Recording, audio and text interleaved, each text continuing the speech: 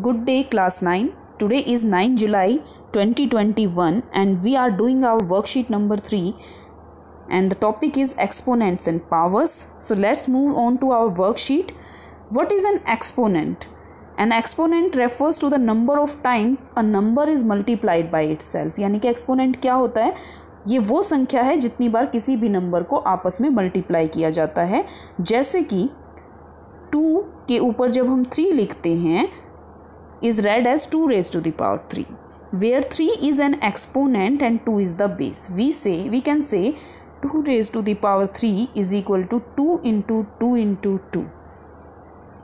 Now let's learn the laws of exponent. जैसे कि हमने algebraic identities लास्ट वीडियो में करी थी, उसी तरह की कुछ आइडेंटिटीज़, कुछ लॉज जो हैं वो एक्सपोनेंट से भी रिलेटेड होते हैं. So the first identity is, पहली आइडेंटिटी क्या है यहाँ पर हमारे पास, a raised to the power x into a raised to the power y is equal to a raised to the power x plus y. यानी कि आप देख सकते हैं यहाँ पर बेस जो है वो दोनों में सेम है. दोनों में बेस क्या है? Base is a.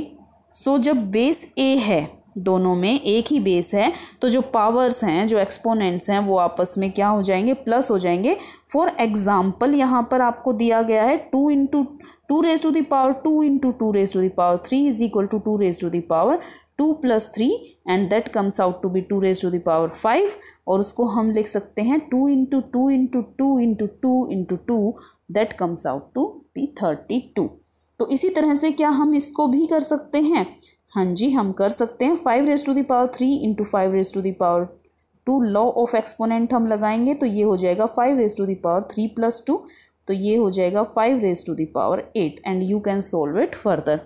अब हम आगे बढ़ते हैं हमारी वर्कशीट में. This is a raised to the power x upon a raised to the power y that comes out to be a raised to the power x minus y. तो यहाँ पर यानी कि जब हमने मल्टीप्लाई किया था सेम बेस डिफरेंट एक्सपोनेंट्स को तो वो प्लस हो गए थे, लेकिन जब डिवाइड करते हैं तो जो एक्सपोनेंट्स हैं, जो पावर है, वो माइनस हो जाएगी.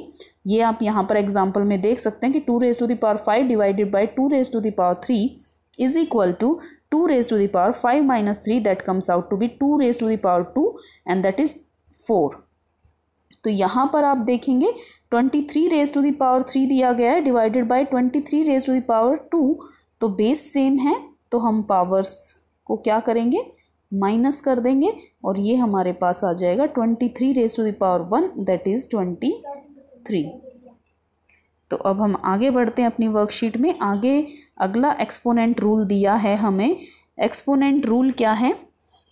a raised to the power x raised to the power y, यानी कि बेस है a और उसका एक्सपोनेंट है x और उसका भी एक्सपोनेंट y लिया गया है. तो जो दोनों एक्सपोनेंट्स हैं वो क्या हो जाएंगे?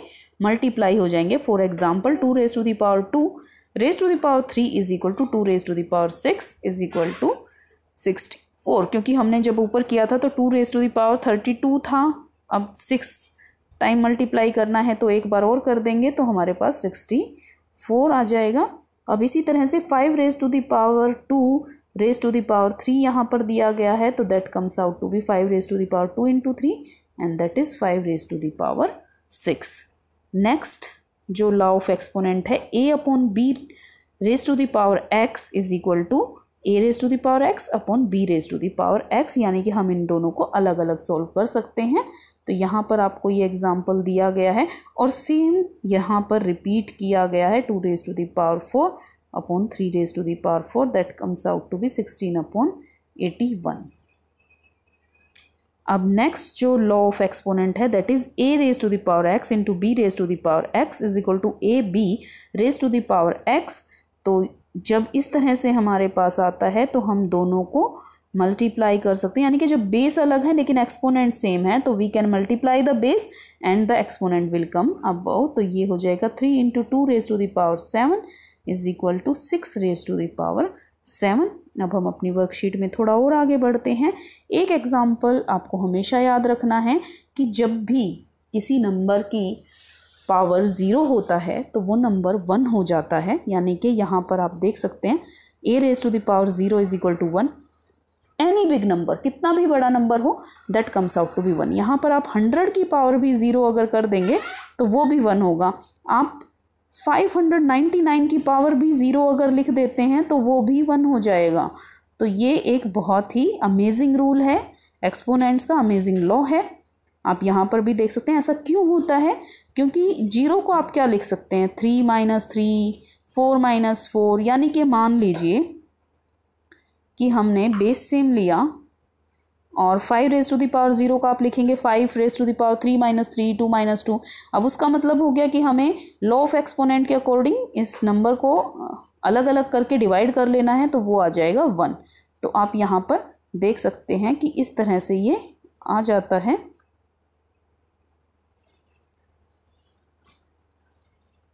तो अब आगे हम बढ़ते हैं, a raise to the power -x। Next जो एक और फॉर्मूला है वो भी आपको याद रखना है, a raise to the power -x is equal to 1 upon a raise to the power x।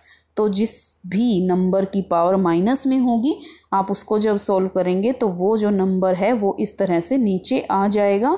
तो माइनस में पावर होने से ये होता है 2 raise to the power -3 is equal to 2 raise to the power 0 upon 2 raise to the power 3।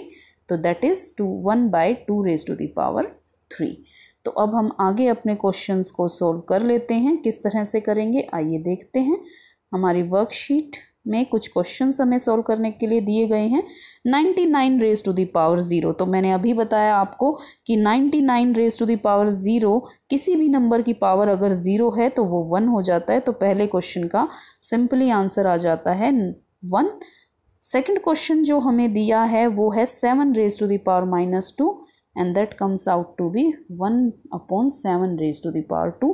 यहाँ पर हमने एल्जेब्रिक आइडेंटिटी माइनस वाली जो हमारी एल्जेब्रिक आइडेंटिटी है उसका यूज़ किया है। इसको हम थोड़ा सा और सिंप्लीफाइड वे में लिख सकते हैं कि 7 raise to the power 0 - 2 is equal to 7 raise to the power 0 upon 7 raise to the power 2, और ये हो जाएगा 1 upon 7 raise to the power 2। अब नेक्स्ट है 13 raise to the power 5 plus 15 raise to the power 5 raise to the power 0। अब आप देखिए यहाँ पर रेज़ टू द पावर 0 जब हो गया तो आंसर आ जाएगा 1। फोर्थ क्वेश्चन को हम सिंप्लीफाई कर लेते हैं, 3 upon 5 raise to the power 2 raise to the power -1। अब 3 अपॉन 5 इसको हम ऊपर जो एक्सपोनेंट्स हैं उनको मल्टीप्लाई करेंगे तो that will comes out to be 3 raise to the power 5 raise to the power -2। और जब माइनस होता है तो हमें पता है कि जो संख्या ऊपर होती है वो क्या बन जाती है, न्यूमरेटर जो है डिनोमिनेटर और डिनोमिनेटर जो है न्यूमरेटर बन जाता है। तो हमारा आंसर आ जाएगा 5 upon 3 raise to the power 2। ये सिंप्लीफाइड सॉल्यूशन होगा इस क्वेश्चन का। तो एक बार फिर से हम इसको लिख देते हैं, इसका आंसर होगा 5 upon 3 raised to the power 2। So this was all for today. Hope आपको समझ में आया होगा। अब हम मिलेंगे अपनी नेक्स्ट वर्कशीट के साथ, तब तक के लिए धन्यवाद।